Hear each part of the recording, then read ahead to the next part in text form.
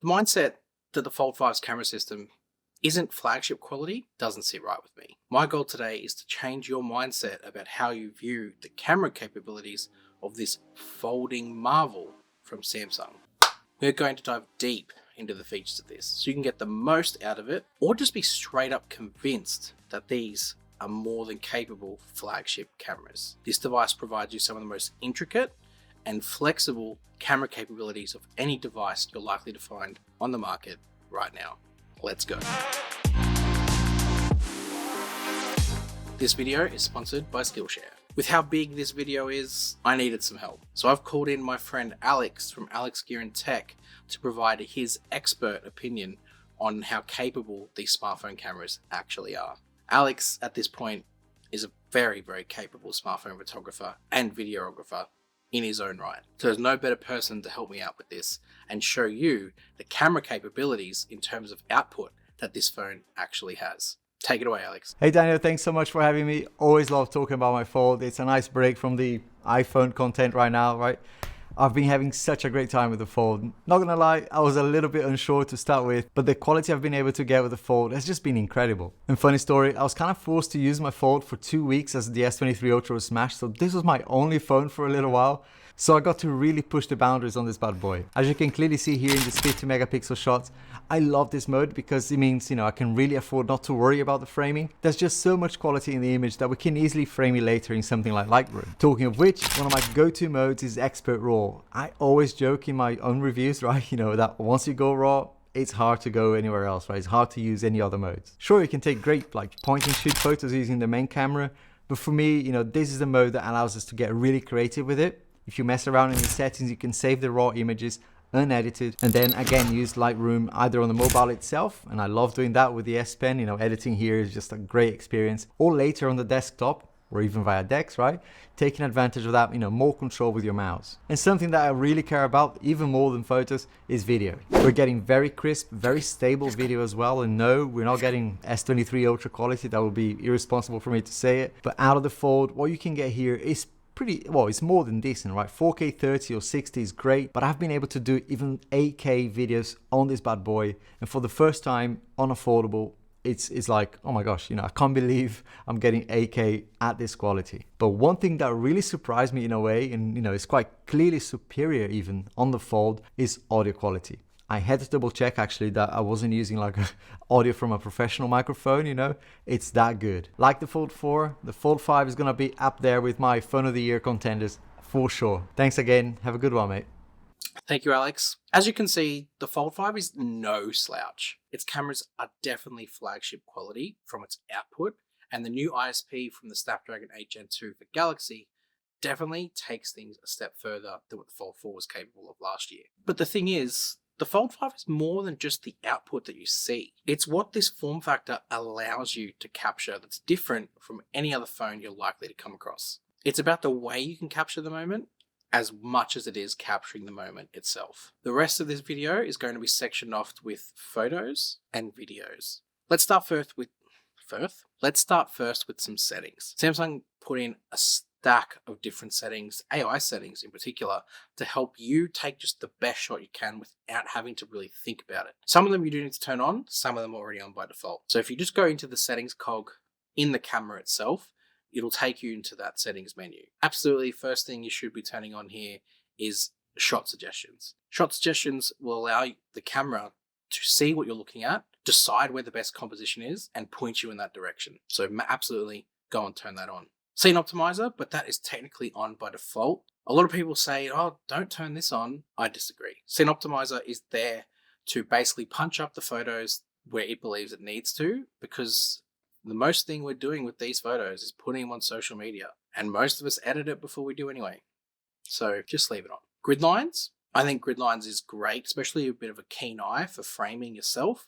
You can use these grid lines to compose the photo for you. So turn that on. And if you haven't already, go and download the camera assistant from the Galaxy Store. This has some extra settings in here that you can enable, most notably quick tap shutter. This will just, the instant you press that shutter button, it'll take the photo rather than waiting for you to release it. absolutely turn this on. Now, what I want to do with this video specifically is highlight the unique aspect of the Fold 5 and its capabilities of this form factor that enable a different camera experience to, say, the S23 Ultra. I've done a full video on actually every camera mode that Samsung has on their flagships. You can go and watch that. I'll put the link in the description. I'll cover some of them in here, but majority I will cover with the lens of the Fold 5 in particular. Let's start with photo mode. Photo mode has a very familiar interface. In fact, it's the one you'll find on every Samsung phone. You've got access to your zoom lenses. You can see your resolution aspect at the top with your aspect ratios as well. Motion photo button, switch to selfie button. All that is the same as what a normal Samsung phone will look like. Where this phone comes alive in standard, the UI of the camera, in two very specific ways. First is when the phone is open, you have what's called capture view. Capture view basically will split the phone up into two sections. The left-hand side will be your review. So once you've taken a photo, it'll populate them in a much bigger review than what you would have normally, which is just a little circle down the bottom. From here, you can select multiple, you can delete them, you can long press to pop them out and look at them a bit closer. It just gives you a different aspect to looking and reviewing your photos and taking advantage of the big inner display. And on the right hand side is your standard preview and interface for the camera. So take your photos, change modes, preview the photo you're on. That's pretty standard and takes advantage of that right hand side of the display and leaves the left for that. The capture view isn't just for photo mode though. Like any mode that's on the phone, you can use capture view with. So you can see single take, you can see portrait mode. You can see the previews of the first single take photo, but if you wanted to go a bit deeper into single take and portrait, for example, you do have to press on them and then it'll bring up the full gallery view. The good thing is with, for example, Pro mode, it allows you to see the raw copy as well as the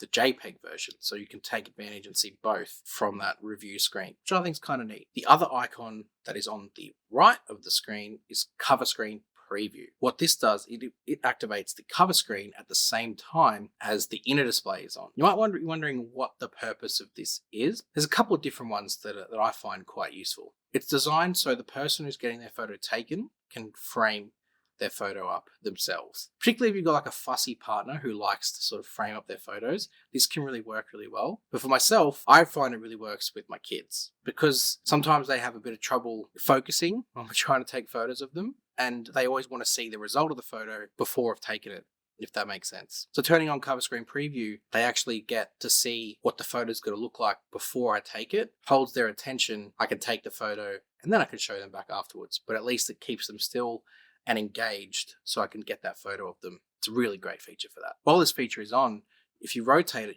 there's actually a toggle to then unlock and transition it to rear camera selfie. Well, let's just transition to there right now. Rear camera selfie can actually be activated in two ways. The first way was that way I just showed you. The second way is if you've got the camera open from closed, you'll actually be able to see a little button at the top left which says rear camera selfie. And from there, you simply just unfold the phone in the opposite way. It's funny, I say opposite way, but the amount of people who I give this phone to and they try and open it like this, it's insane. Once this is activated and you've got the phone open, you have unfettered access to almost every camera mode that the rear cameras are capable of utilizing.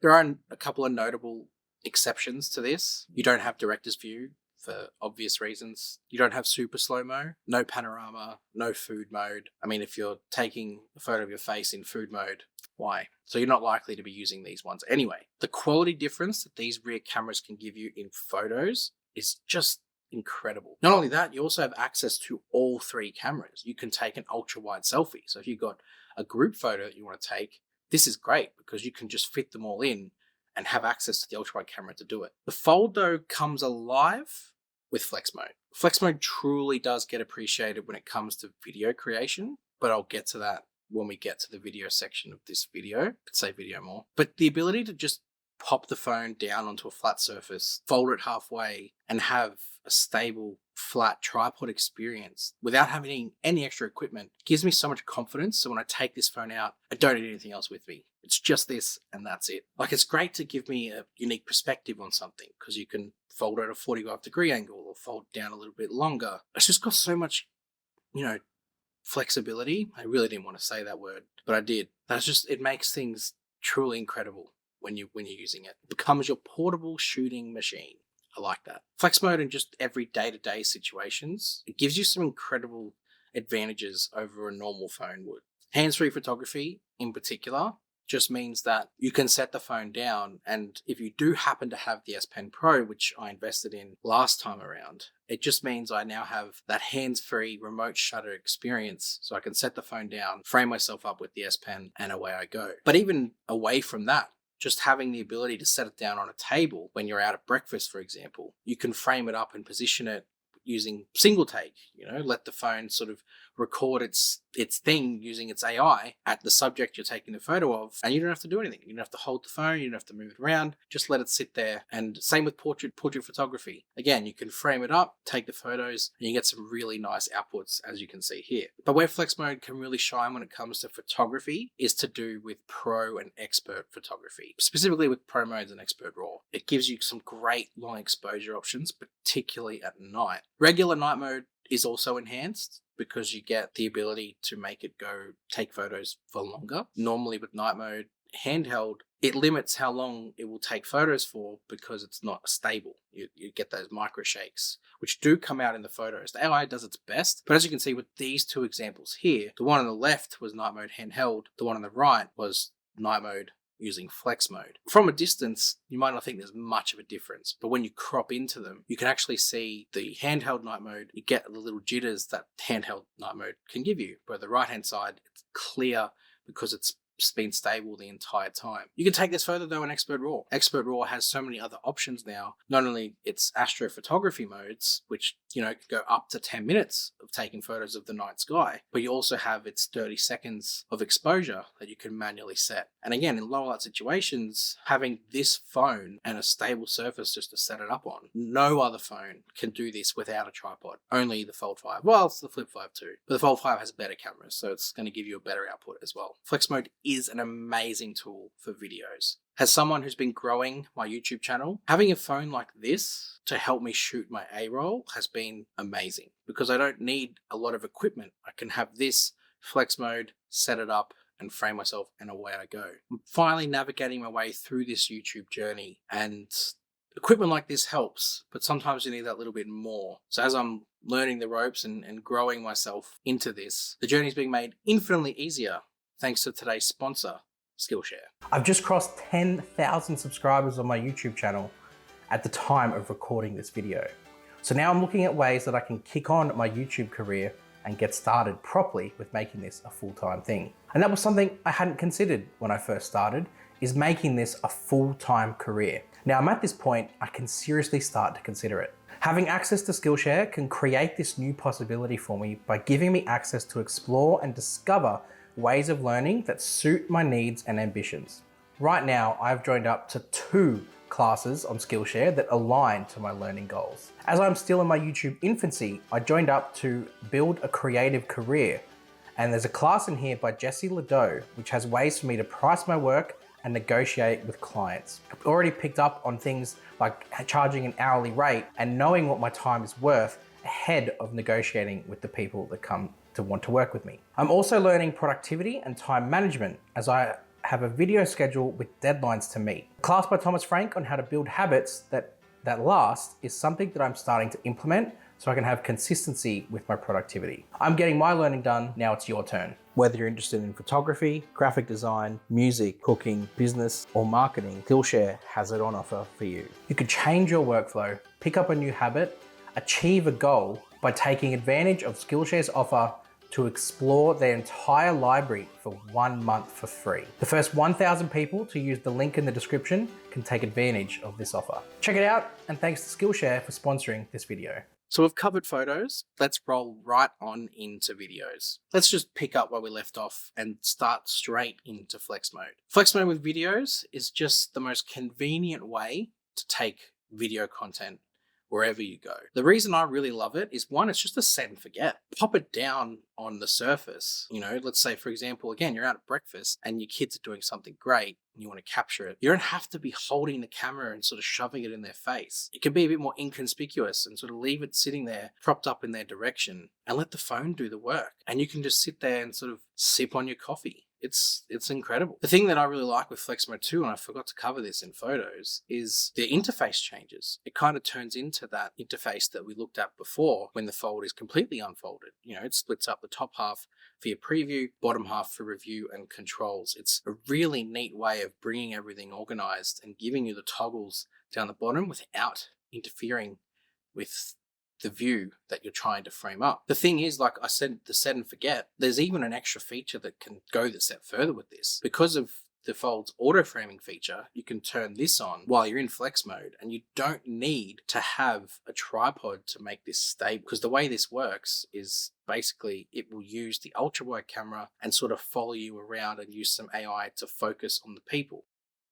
Again, it's a really great thing if you've got kids, because the last thing you want to be doing is being behind the camera, not interacting. So having this, you can set it down, capture yourself, and actually being able to interact so you have memories, and it looks like someone's sort of following you around and being your videographer.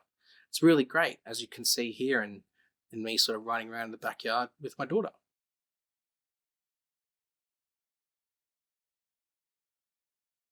There's other sort of more minor features that you can take advantage of with this, like astro hyperlapse, for example, in the time-lapse mode. Normally, again, you would need a very steady tripod for this, but with flex mode and a flat surface, your phone is all you will need. Just simply point it at the sky and the angle you need it on, and it will take care of the rest for you. As you saw though with the Skillshare video, it's great for being able to do other things, like just setting yourself up on a flat surface and just talking to camera. It's got that ability. And again, it's no extra equipment needed. It's all done just from the phone and its flex mode capabilities. Obviously, the Fold 5 has pretty much all of the capabilities when it comes to video as the Galaxy S23. I did highlight that, as I mentioned, in that S23 camera video. The other unique aspect when it comes to videos is very similar to the way with the photos.